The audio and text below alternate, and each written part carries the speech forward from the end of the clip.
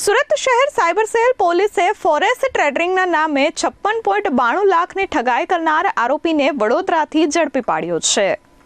આ અંગે ડીસીપી બિસાખા જૈને જણાવ્યું હતું કે આરોપીઓએ ફરિયાદીને botalpha.me નામની વેબસાઇટ મારફતે ફોરેક્સ ટ્રેડિંગમાં રોકાણ કરાવ્યું હતું અને મહિને 5 થી 6% નફો મળશે તેવી લાલચ આપી ટુકડે કુલ રૂપિયા 56.92 લાખ અલગ બેંક ખાતાઓમાં ટ્રાન્સફર કરાવી ઠગાઈ આચરી હતી। આ મામલે સાયબર ક્રાઇમ પોલીસ મથકમાં ભારતીય ન્યાય સંહિતા 2023 તથા આઈટી એક્ટ હેઠળ ગુનો નોંધાયા બાદ પોલીસે ટેકનિકલ તપાસ હાથ ધરી હતી, જેના આધારે આરોપી સોમપુરી ઉર્ફે કિશનપુરી ગોસ્વામીને વડોદરાથી ઝડપી પાડવામાં આવ્યો છે। તપાસમાં સામે આવ્યું છે કે આરોપી એક રોકાણ પર 50% કમિશન મેળવતો હતો અને દર મહિને અંદાજે 1.5 લાખ રૂપિયા કમાતો હતો। આ ગેંગના અન્ય આરોપીઓમાં દીપક ગોસ્વામી અને દુબઈમાં રહેલો મુખ્ય સૂત્રધાર લવિશ ચૌધરીનો પણ સમાવેશ થાય છે।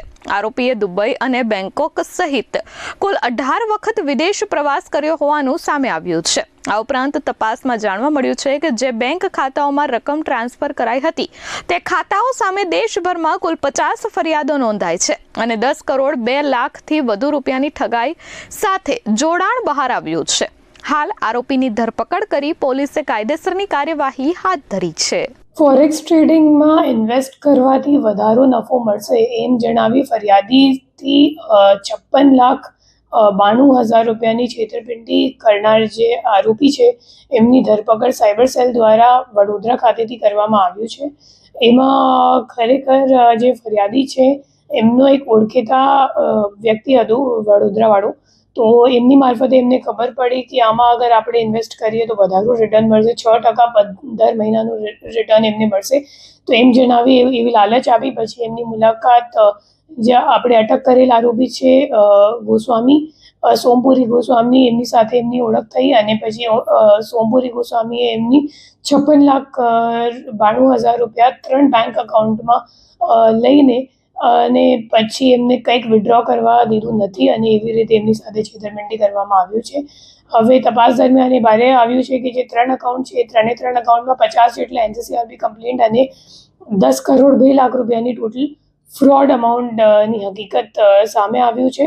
અને એના સિવાય જે નાસ્તા ફરતા આરોપીઓ છે એમાં જે મુખ્ય આરોપી છે લવિશ ચૌધરી, એમને ઉપર ઓલરેડી એક ઈડીનો ગયા વર્ષમાં મોટું કેસ કરવામાં આવ્યું હતું જેમાં 400 કરોડ રૂપિયા ઈડી દ્વારા ફ્રીઝ કરવામાં આવ્યું છે।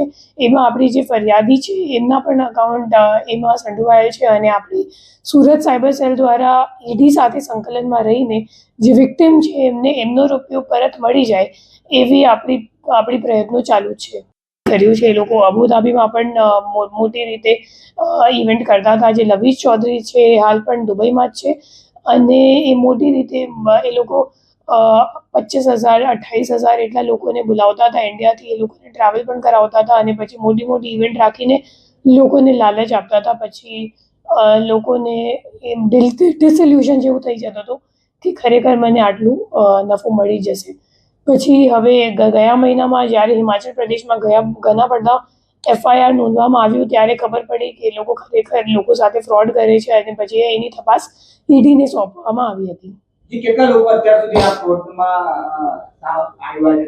તો આપણી પાસે જે એક જ વિક્ટિમ આવ્યા છે એમની જે 3 એકાઉન્ટમાં પૈસા ગયા છે એ 3 એકાઉન્ટમાં 50 જેટલા એનસીસીઆરપી કમ્પ્લેન્ટ નોંધાયેલ છે અને 10 કરોડ જેટલાની ફ્રોડ આપણા કેસમાં સામે આવ્યું છે। એમ આપણે ઈડીની અગર તપાસ જોઈએ કેમ કે જે મુખ્ય આરોપી છે એ સેમ છે લવિશ ચૌધરી નામનું અને એમને વિરુદ્ધ રેડ કોર્નર નોટિસ પણ જાહેર કરવામાં આવી ગયું છે। આજે આપણો સોમપુરી ગોસ્વામી છે એ છેલ્લા 2023થી આ કામ કરે છે અને 2023થી એમની ટ્રાવેલ હિસ્ટ્રી પણ જોવા મળે છે કે ખરેખર ફ્રિકવન્ટલી દુબઈ ટ્રાવેલ કરતો હતો, પછી બેંકોક પણ પ્રવાસ કરતો હતો, વિદેશ પ્રવાસ, અને અગાઉ એ રેસ્ટોરન્ટ ચલાવતો હતો। પછી કોવિડ દરમિયાન એમનું કંઈક બિઝનેસ ઠપ થઈ ગયું, પછી એક દીપક ગોસ્વામી કરીને નાસ્તો ફરતો આરોપી છે। Bureau report S24 news Surat.